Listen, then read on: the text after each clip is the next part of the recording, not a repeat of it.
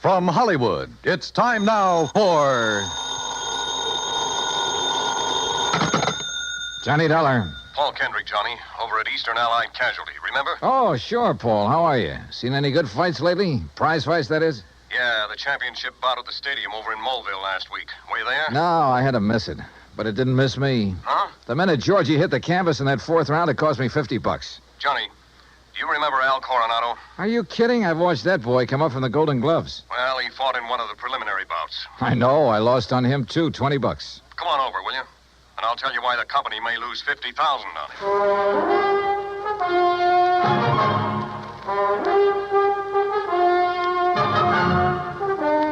Bob Bailey in the exciting adventures of the man with the action-packed expense account. America's fabulous freelance insurance investigator. Yours truly, Johnny Dollar.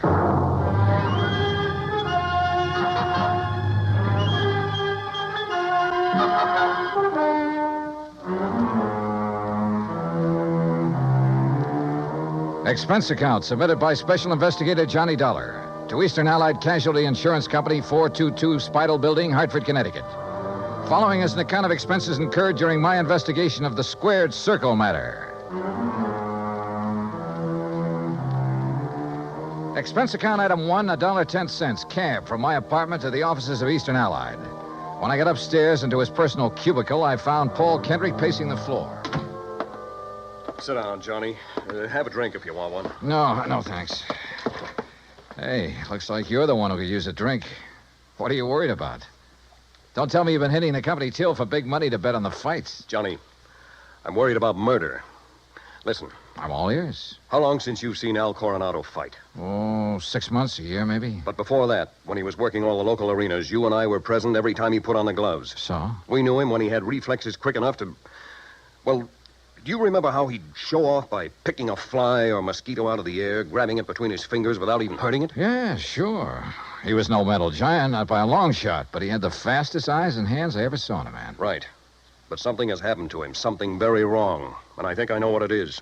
Listen. I'm listening. A few years ago, his manager, Ricky Malone, took out a $50,000 policy on him. Annuity. So what? A lot of managers take out policies on their boys. And then get him killed? Look, Al is fighting again tomorrow night in a small town outside of Joplin. Joplin? Missouri? A little place just across the state line. Johnny, I want you to be there. You mean as a sort of bodyguard? I want you to see the fight, that's all. See Al Coronado fight. Yeah, but this murder crack. I'm having a copy of the policy made, and you can pick it up at the Joplin post office. General delivery. Now, Paul... I know. I may be all wrong. This may only be a hunch, without a single legitimate reason for suspicion. That's why I took a whole week to think it over before calling you. That's why I want somebody who knows Al as well as you and I do to... Look, will you go down there and see him? Well, We'll pay the freight.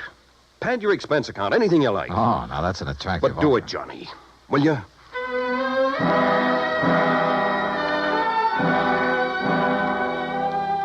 Item 2, another $1.10, back to my apartment to pack. Item 3, $124 even. Plane fare and incidentals to Joplin. By your leave, Paul, the incidentals included a new sports shirt loud enough to startle the whole state of Arizona, an extra pack of razor blades, and a new toothbrush. Also, item 4, $3, flowers for the stewardess, who managed to find me an extra bottle of champagne.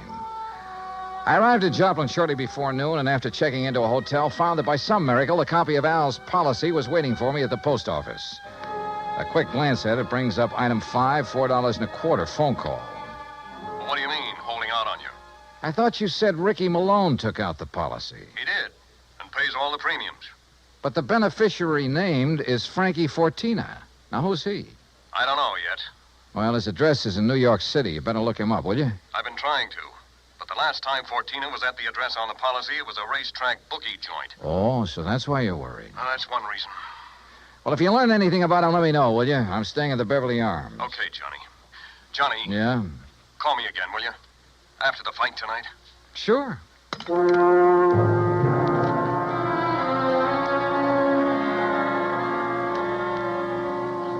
I was tired, so I had a big lunch. That's item 6. Went up to my room and slept. I overslept. It was nearly 9 o'clock when I woke up, so I grabbed a cab. That's item 7, and went out to the arena in the nearby town of Mount Elba. For $5, item 8, I managed to get a seat at ringside in time to catch the end of the last preliminary. The winner in 1 minute, 10 The program seconds told me of the Al third was round. scheduled The for the boy main from event Torino, Ray against some local boy Kempeski. named Rafe Cummings. And now, I never heard of him, in the main and I doubt if bout, anybody the outside of idol Tucson ever Arizona's had. Cactus Country at I understood why when he stepped into the ring. 180 This kid looked like the rankest kind of amateur. His opponent in the Strong, fight sure, and in good condition, but clumsy. He almost tripped over his own size 15 feet. And it was no act to fool an opponent either. Al, when he came in, looked as good as ever. He gave me a quick glance of recognition, though I'm sure he knew nothing about me except possibly my name. At the opening bell, he came out fast. All the old speed and timing were there. Faint weave and flick out that light, but punishing left. Same old pattern, same old... Oh, wait a minute. Those quick left jabs were only landing about 1 and 4. As though he touched Cummings only when the clumsy ox happened to walk into him. But because of his speed, Al took nothing but a few light ones on the body. He kept his face well out of reach. Oh, yeah, his timing was perfect, but his aim was terrible. Every time he shot out his fist, he was 3-4 inches wide. Then a funny thing happened. At the end of the round, when Al went back to his corner, and remember, Rafe had only tapped him a few times on the body.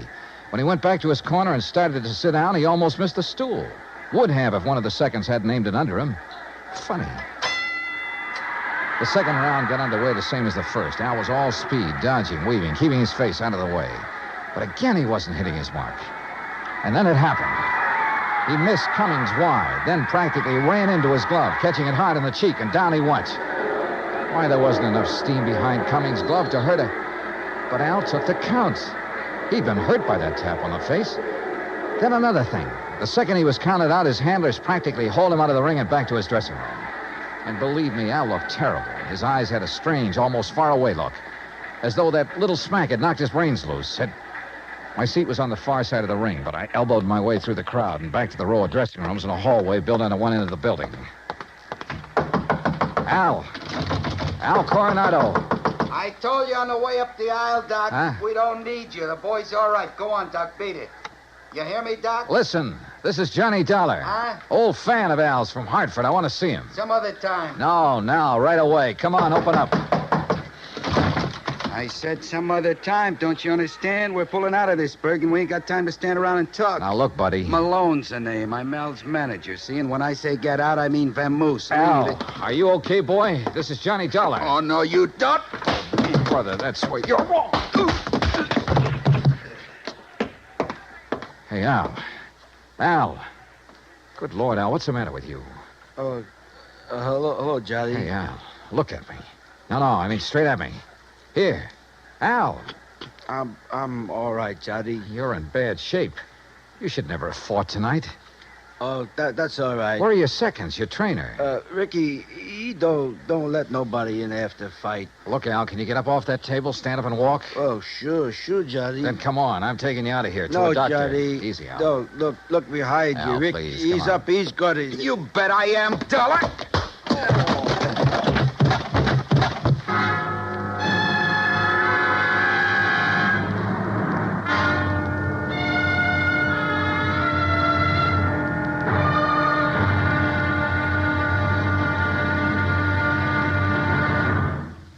Act Two of yours truly, Johnny Dollar, in just a moment. Now, Act Two of yours truly, Johnny Dollar, and the Squared Circle Matter.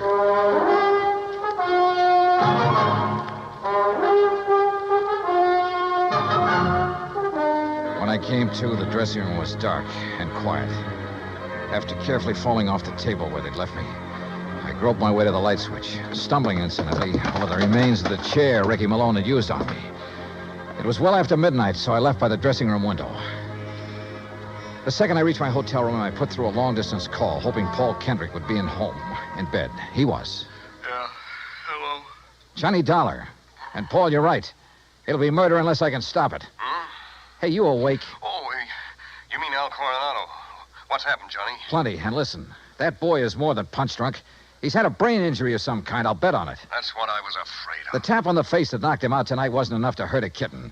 But a good solid blow would probably kill him. That's why he kept protecting his face. But Ricky Malone is making him keep on? Oh, else. I just met the gentleman, by the way. Well, what'd he say? Did you question him? Before I could, he cracked me over the head with a chair. Where is he now? Oh, I don't know. What are you going to do? See if the police can track them down. Malone said something about leaving town right away. Keep after him. Did you read that policy carefully? You kidding? I haven't had time. It's an annuity. That much I saw. Beginning in 3 or 4 years, it'll pay Al a nice little income for the rest of his life, if he survives. But the beneficiary named. Yes, Frankie Fortina, who gets the full face value of the policy if Al dies. Johnny. Yeah? I got a rundown on Fortina. You said he was a bookie at one time. That was the least of his crimes. He has a record as long as your arm. As I see it, he owns Al Coronado. Then you're probably thinking what I am. But Al hasn't been doing so well lately. He's taken a big drop in class. Isn't making the purses he used to. You know that? Yes. The ANBA keeps a complete record. So with this injury to his brain, the only way Fortina can clean up on him is by seeing him dead. That's right. Well, what about medical examinations before these fights? Ricky Malone could bribe his own mother, especially in some of the towns where Al has been fighting lately. That's possible, of course. Also, what you and I believe is wrong with Al is one of the hardest things in the world to detect. Yeah, I must admit he looked great when he entered the ring. Okay, Paul, one thing's in our favor. Neither Al nor Ricky Malone knows who I am, outside of being a fight fan. Just so Fortina doesn't learn different. Where is Fortina, by the way? I don't know. So, Johnny, whatever you do, be careful.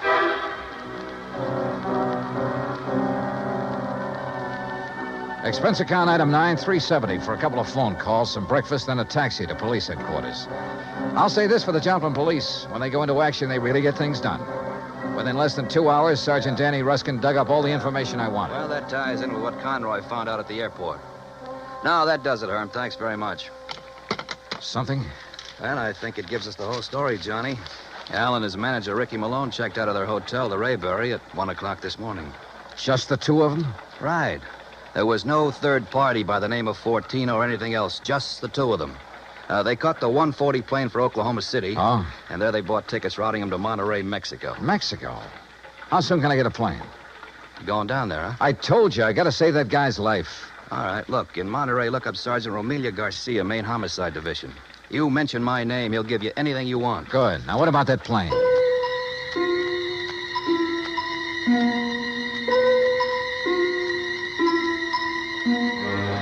The deal on plane connections turned out to be bad. The best time I could make was by way of El Paso. That's item 10, $127, including incidentals. I finally pulled into Monterey shortly after 8 p.m. I parked my bag at the airport, taxied into town. Item 11, and went straight to main headquarters of the Policia. Sergeant Romelio Garcia was off duty. Had gone to the fights. Item 12, $4 American for a fast taxi ride to the Plaza del Fisticuffs, or whatever they call it. There, for item 13, $5, I had the sergeant paged over the PA system. After 2 or 3 minutes, a short, stocky, important-looking figure in police uniform strode up to the door. Senor Johnny Dollar? Yeah, that's right, Sergeant. How are you? You Americanos. Now, what is so important I must leave the excellent fights to talk with you, huh? The possible murder of an American fighter right here in your own ring. So what is that to be excited about? Something that happens all the time. It's because the Mexican fight is more better than the Americano fight. So if that is all that is bothering Incidentally, you... Sergeant Danny Ruskin of the Joplin Police. Sergeant Danny. Why do you not say so at the beginning? Well, you didn't give me much of a chance. How is it, my good friend, Sergeant Danny? Pues it's too long IFC here. Yeah, well, look. Excellent man, Sergeant Danny. When I have trouble with one of our Mexican nationals who escape across the border and go all the way to Missouri, Joplin, it's Sergeant Danny who... But you have a problem, huh? Yeah. A fighter named Al Coronado. Coronado. Oh, but of course, tomorrow night he is fighting here, and he will lose. Why do you say that? Come, look.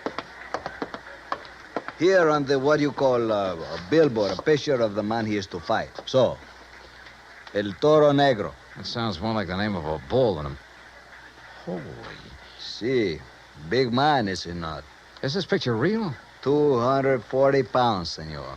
But Al Coronado only weighs in at 181. See, El Toro, big man. And Senor Dollar, he is a killer. Our best. 3 men he's knocked out of the ring. But nobody hurts him, so no wonder you're worried. Sergeant, unless you and I can stop it, that won't be a fight tomorrow night. It'll be a premeditated, cold-blooded killing. Oh? How so?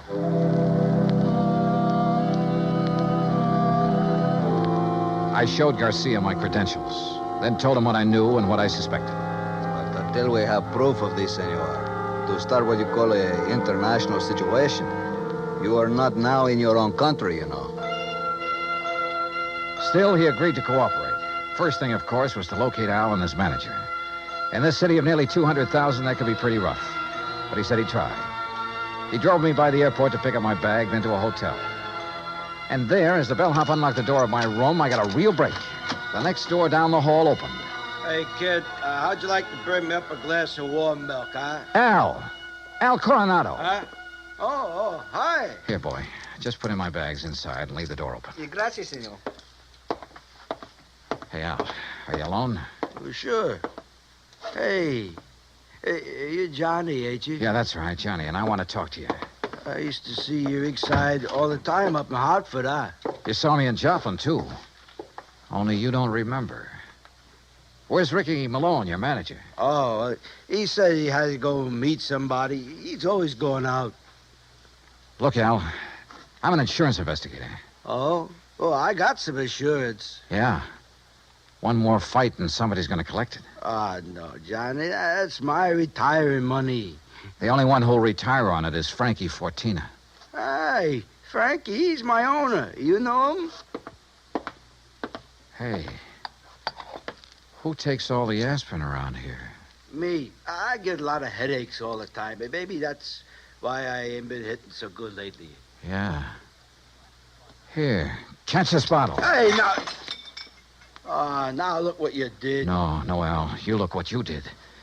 You missed that bottle by 3 inches. For the same reason you haven't been hitting well, why you have these headaches. All right, I'll give it to you straight. You've had a brain injury, Al. One good wallop on that head will kill you. And that's just what Ricky and Fortina want. No. Ricky always says to keep my head protected, so you must be wrong. Am I? Well, Ricky's good to me. Why, you numbskull, he's trying to get you killed. Johnny, you're all wrong. You know the man you're up against tomorrow night? Well, I know his name. Well, he's the one scheduled to finish you off. Johnny, I don't believe that. Al, listen, you gotta believe it. Now, where's the tele... Here. Who you gonna call? Hello, this is an emergency. Get me Sergeant Romilio Garcia at Central Police Headquarters. Cops? That's right, Al, and a doctor. No, look, Ricky says to stay away from doctors. All they do do is stop you from ever fighting again. And that would make you worth just $50,000 less to Frankie Sergeant Johnny Dollar. I found Al. Hotel room right next to mine, room 915. Bring a doctor, a brain specialist if you can, even if you have to drag him out of bed. Oh, look, we'll fight the international situation when we come to it. You get a doctor up here, you hear me? You hang up or I'll blow your head off. Well, Mr. Fortina, I believe. Frisk him, Ricky. Sure, boss. He's clean. Huh? I hate to shoot an unarmed man, Dollar, but if you make one phony move... So you know who I am, huh? Well, Ricky here may be stupid in some ways, but he had sense enough to call me from Joplin after you broke in on him there. Finding out what you're up to wasn't difficult. Finding out what you're up to wasn't very tough either, Fortina. But it's all over. Not for me, Dollar. That's where you're wrong. That phone call I made was to the police. I know, to Central Headquarters. That's over 3 miles from here. By the time your sergeant finds a doctor and gets here, you'll be dead. And I will be gone. Have you forgotten that you have a border to cross, You Fortina? think I'm stupid? Frankie Fortina has never been here. Has never been even in Mexico. Because my tourist card reads Charles Edward Smith. And since the next plane leaves for the States in about 20 minutes, Ricky... Yeah, boss? I think Mr. Dollar had better have an accident. Fall out of the window, perhaps. Oh, now, wait a minute, What? boss. I mean, well... Listen to me, Malone. I had 2 reasons for coming down here. To see if you were right about Dollar and to make sure of that fight tomorrow. You've been stalling with Al. You've taken too long. The heat is on up north. I need the dough. I told you, boss, that El Toro will do it tomorrow. Fellas, Shut up. And look, if you take care of Dollar, what about me? What? Maybe you can get back to the States, but me, with Dollar laying dead here, and if Al talks... Al won't talk. You won't either. Frankie. Dollar has given us a perfect setup. He came here to Al's room. You found him here. You had a fight. Dollar ends up in the street below. But what happens to me? Haven't then? I always taken care of you in the past when you were working for me? You know what will happen if you ever try to cross me. No, All right, listen, all right, Frankie. all right. I have contacts down here. I have plenty of them. I have lawyers, good ones. It's going to be self-defense, pure and simple. But what if Al talks? I told you before, Ricky. You've taken too long with him. Frankie, listen... While I hold this gun, you're going to take care of Al, too. The way you should have a long, long time ago in his fights. I don't No, understand. no, listen to me, Frankie. You listen. I You've can't been do in it. this whole thing just as deep as I have, and deeper. Because you're the one who's kept Al fighting. You've paid off all those phony medicos. You set him up for this El Toro tomorrow night. You'll do it, Ricky. No. Then I'll use the gun on all three of you. Frankie. You're out of your mind, Fortina. Am I? It'll still look like a fight between you and Ricky. Boss. Al just happened to get hit accidentally by the gun that will be found beside your body. Boss. Hmm? Boss, I'll do it. You bet you will. I'll do anything you say if you just help me get out of it. Okay. Okay. Go ahead. Dollar is first. And, brother, if you think it's going to be It's easy. either the window or this gun, Dollar. So far as you're concerned, I don't care which. Go on, Ricky. Okay, Just remember, boss. your own life depends on it. You bet I... Play dirty, will you? The window, Ricky. The window, I said. Remember, it's your own life, Ricky.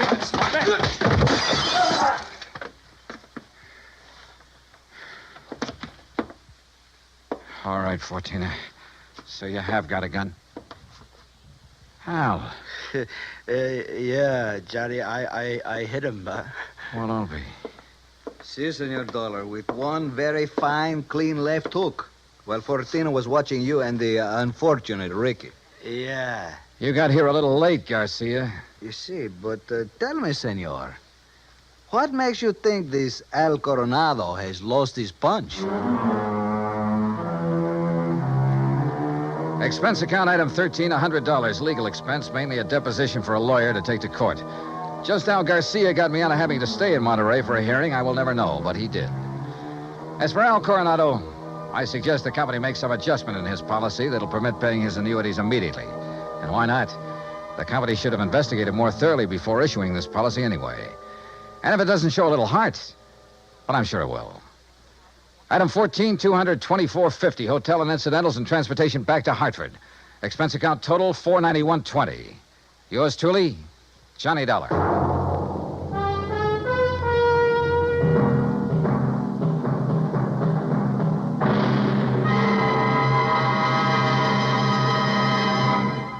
Now, here is our star to tell you about next week's story. Next week, a fast trip to the West Coast to an impossible case involving an impossible man.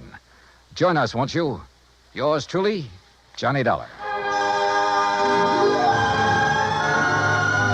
Yours truly, Johnny Dollar, starring Bob Bailey, originates in Hollywood. It is produced and directed by Jack Johnstone, who also wrote tonight's story. Heard in our cast were Harry Bartell, Herb Ellis, Victor Perrin, Jack Crucian, Les Tremaine, and Lawrence Dobkin. Musical supervision is by Amerigo Marino.